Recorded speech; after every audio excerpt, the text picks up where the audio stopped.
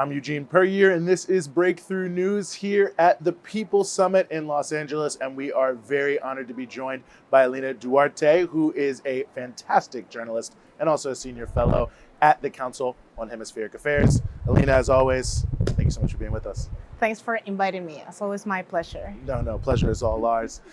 So, you've been here at the People's Summit. I'm just sort of curious some of your impressions so far about the contrast between what we're seeing here and the Summit of Exclusion that's happening across town. I mean, I didn't have any expectation of the Summit of the Exclusion since the beginning. I'm coming from Mexico, so the way that the Mexican president, AMLO, has been pushing this idea that this is a new era for the region, for the continent, to rethink about the regional integration and solidarity, and to even, for example, for Mexico, it's just amazing that now people are aware about the Cuba blockade against the blockade against Cuba. We are now aware about the role of Mexico in the region, but also what the OAS means for the region. The idea of the bilateral relationship with the U.S. is now different during the last 3 years, specifically during the last year, because at the beginning, AMLO with Donald Trump was pretty near, so it was a little bit confusing for Mexicans. So now being here and just watching this morning and during this week that it's an empty summit, that it has no impact in the region. We saw Gabriel Boric, the president of Chile. We saw even the Chancellor of Mexico, talking about the blockade against Cuba. But it's not the summit that Joe Biden said that it was going to be.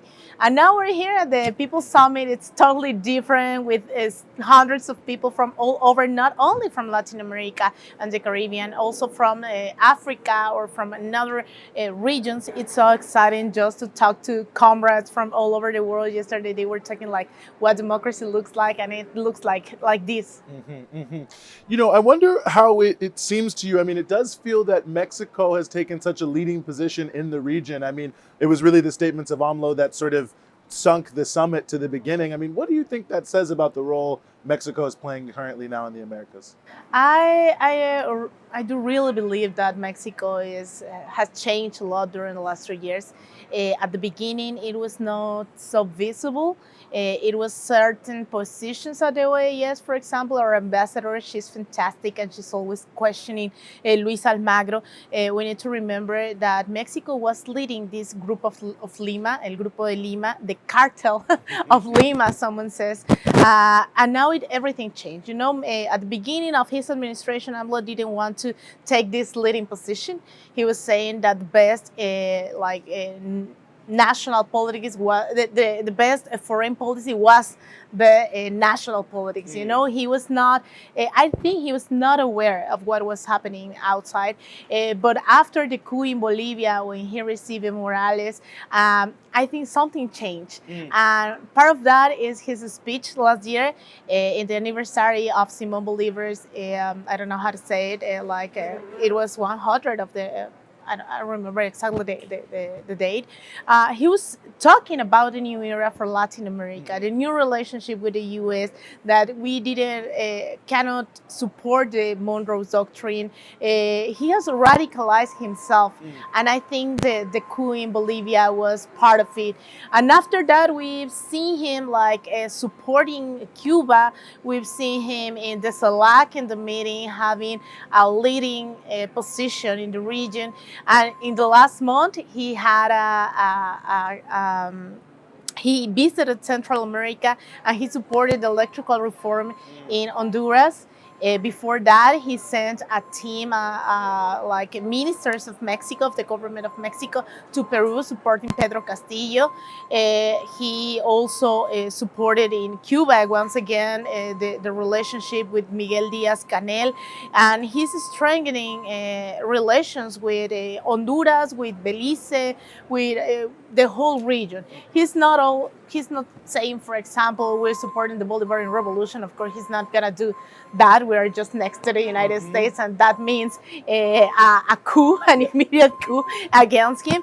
But he has changed a lot, and there's no doubt about it.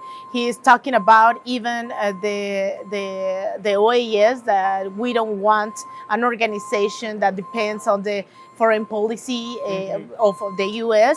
So it's amazing that change. You know, one of the things I think has been interesting, and I'm sure you've seen this, is Marco Rubio, Narco Rubio, as many call him, has been in this back and forth with AMLO. And I also happened to see Luis Almagro speak the other day, and he sort of singled out Mexico as one of the most violent countries for journalists, and which, you know, I mean, I know that that's true to some degree, but there's been this push by these, you know, pro-U.S. and U.S. politicians, it seems because of AMLO's role here, to try to suggest that, you know, somehow he is allowing the security situation to get out of control, that he's responsible for all these deaths. I mean, I wonder how you respond to some of that discourse. I think that's the response of the change in international politics of AMLO. That's exactly because Marco Rubio could have said that 2 or 3 years ago, and it wasn't happening. So now that AMLO is taking a key role in Cuba, in the region, in Central America, that's why Narco Rubio, even not only him, like Bob Melendez and all of these, even Democrats, are attacking him. Of course, we, after a so-called war on drugs, we are one of the most, or even the most dangerous country in the world to be a journalist. Like, the journalists know that we can receive death threats every single day, and that's not a surprise for us. It's a reality, but that doesn't mean that AMLO is the one who is attacking us, or, you know, like the cartels and the far right in the government is still on power, unfortunately.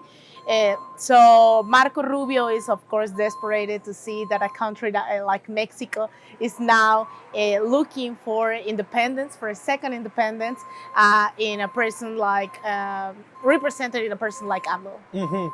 You know, one of the themes, obviously, of all of the changes we're seeing in the Americas is the rise of the plurinational concept and the reassertion of indigenous peoples. And I wonder if you could just talk a little bit about how that process is coming along in Mexico. I mean, I know there's been, you know, some controversy over the Mayan train and different issues like that, but I know this is a big issue in Mexico, although in America it's never presented like that. The indigenous people are often erased, but it's a major part of, I think, the broader conversation in the continent. Yeah, I think we've seen for the last 2 decades a lot of contradictions in the so-called progressive governments, and AMLO is not an exception. AMLO is not a socialist revolutionary person. He's not talking about anti-capitalism or something like that. So the Maya train, it's one of these key points that even people from the government say that it was, you know, like with these speeches, they were saying that it was a big capitalist project and it was a success, you know, and it talks about this kind of contradictions. There are, as always, you know, people who agrees, there are people who don't. We have a big debt with the indigenous communities, the indigenous communities in Mexico since like hundreds of years. Is not something new. Specifically, I think the turning point is with the ZLN, with the Zapatista Liberation Movement, that they've been fighting for the rights of the indigenous communities, and it hadn't happened for decades, specifically since 1994. And now they're still fighting. Unfortunately, there are so many paramilitary like in Chiapas, in the south of Mexico. Unfortunately, things hadn't like changed a lot in these kind of regions. Also, the narco traffic, it's, you know, they are everywhere. It's not a surprise that some media outlets sometimes says like it's the fault of AMLO. It is not, but it hasn't like there is no change with the narco traffic, and they're against certain communities. Most of them indigenous communities, so they are still fighting for their territory. It's something that I don't know how to solve. Fortunately, I'm not the president and I don't have these key issues, but I think a lot of another things have changed. For example, with the Yaquis, this indigenous community in North Mexico, AMLO has restored some of their territory. You know, it has happened. Recently, he received the Wirráricas, another indigenous community that they were fighting too for their territory. So they're trying, but this is more than AMLO. This is more even than the narco traffic. This is more about, that like the volunteer, that it's more than even a person, a president, a government. But I think we have the opportunity now to at least to debate that, to show that this is going on, and let's see if something happens. I think that unless he has only 3 years more, there is no re-election. It's only one term in Mexico. I think 6 years is not enough for changing a country, a country of 130 millions in Mexico and more than 30 millions here in the U.S. So 6 years, it's not enough. And I also was hoping you could talk a little bit about the state of the movement against patriarchy in Mexico. I think here in the United States, obviously with what's happening here, many more women and others are looking to what's happening in Latin America with the women's movement for inspiration. We obviously hear a lot about Argentina and Chile, but a little less about Mexico, where I know the struggle is still very sharp. Yeah, the feminist movement, it's not, I'm really jealous about what we've seen during the last decades in Argentina or in Chile. In Mexico, there is a movement, pretty liberal, that doesn't question the capitalism or the system, like the whole system. And it's pretty liberal. Also, as we've seen in Ukraine or in other places, the feminist movement, like in most of our countries, capitalist countries, has been used by the opposition. So they are against the rights of the women, but at the same time, they're feminists, So the PAN, the PRI, the parties of the opposition has been used specifically during the last 3 years, the feminist movement to say that AMLO is the worst person ever, when they were legislating against us, when they were creating a whole country against the women, this war on drugs. The first who were affected during these last more than 12 years, 15 years, has been women. Mexico is a country where 10 or 11 feminicides happen per day. It's the violence, the gender violence is just amazing. It's fortunate to see these numbers every single day. So I think we need to learn a lot from the South, from this feminist movement that is thinking about with a working class perspective, an anti-capitalist feminist movement, and it's not happening yet. Also inside the government, there are so many feminists, but the institutionalization of the feminist movement, it's not the answer. I think so. So we need to learn more from the South specifically, from the global South. Yes. Actually. One of the things, somewhat amazingly, the heads of state of almost no Central American countries are here, but Biden is still saying the theme of the conference is migration. And Kamala Harris came and had her whole press conference saying that they're going to invest this $3 billion in the private sector, and that they're addressing the root causes of migration. And I think most of us would agree they should address the root causes of migration. But to what extent is this sort of U.S. proposal, which seems to just be to funnel money into the private sector, actually addressing the root causes of migration from Central America in particular? The root causes of migration in Central America or in whole Latin America is U.S. imperialism. They have been funding wars, coups. There are this NAFTA in Mexico that they now it's a new agreement. Those are the root causes of migration. And specifically in Central America, Biden promised that he was gonna give, I don't remember if it was $40 million with Mexico to think about migration in Central America as a big problem or a big, and I might say that AMLO has been rethinking, and that's part of his radicalization about the discourse, that now he's thinking about the poverty and inequality, and he has been implemented the same social programs that he has in the south of Mexico, now in Honduras and in El Salvador. And that's something that I was really surprised, because in Honduras he implemented, he's helping 20,000 people. in Honduras and 20,000 in El Salvador. I just was interviewing some of these people who are benefited with these programs, and they're just, it's amazing, to be honest, that they were saying that we were thinking that the only answer was just to migrate to the U.S. And now we are reconsidering staying here. And it's not about just staying in your country. That is really colonialist. That is that kind of answers. But they're now considering to build organization to rethink their existence, their whole existence in their countries. So I think that's part of the answer. And they're still waiting for the help of the U.S. Kamala Harris and Joe Biden all the time are saying that they want to solve this problem, but they're not helping even with money. They have thousands and millions of dollars to the war in Ukraine, but they don't have even thousands of dollars for helping Central America.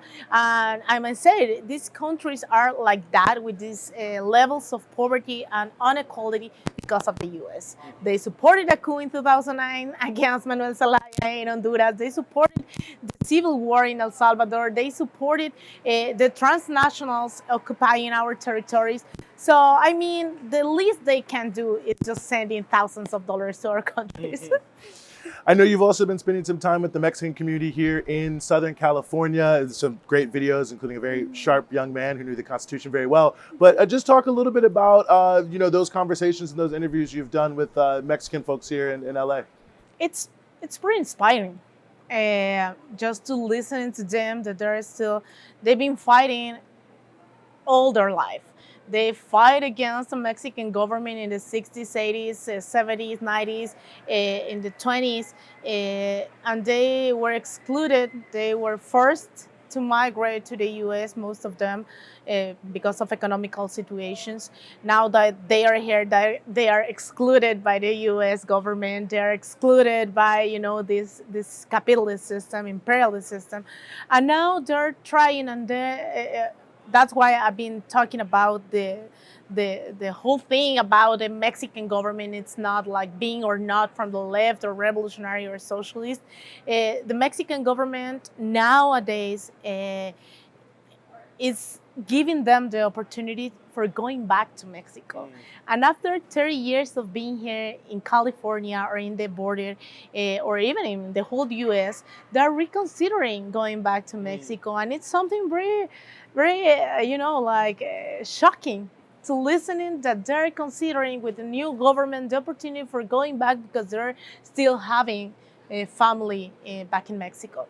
So they're organizing in issues about migration, about the reform that they're trying to pass, even when it was not the promised reform of Joe Biden. But now when they talk about Mexico, they're considering going back. They are really aware about what they're doing. This is the first time, for example, they're saying this is the first time that we know that Mexico can have a key role in the region. They were not aware about the Summit of Americas, and they were protesting in the Summit of Americas. They were really sad that AMLO was not gonna come to LA. They were waiting for him. So I think that we have even an opportunity to put some pressure even to the U.S. government. AMLO has been saying that he's going to be looking at the Congress people who's going to vote this immigration reform, and he's going to expose them in case they don't vote in favor of it. So now migrants here, Mexican community here, it's aware of that. So now they are conscious about the key role that they have, the power they have, not only sending money to Mexico, to their families. They now are conscious, and they're getting conscious about the role that they can have here in the U.S., deciding even the elections in this country. We are in official numbers, approximately 25, 30 millions of Mexicans. In non-official numbers, we are almost 40 millions of Mexicans here. So of course they can decide the future not only of Mexico, but in the U.S. So it's very inspiring. I'm really glad that I had the really honored just to talk to them. We're gonna keep coming to Los Angeles. Also, we're gonna go to New York and to Chicago in the next months to keep organizing, to keep just like helping in whatever we want to help. We can help. So let's see what happens. Right on. Well, Alina, as always, I really appreciate you giving us some of your time. No, my pleasure. It's always my pleasure to be here with you. Absolutely. Thank you.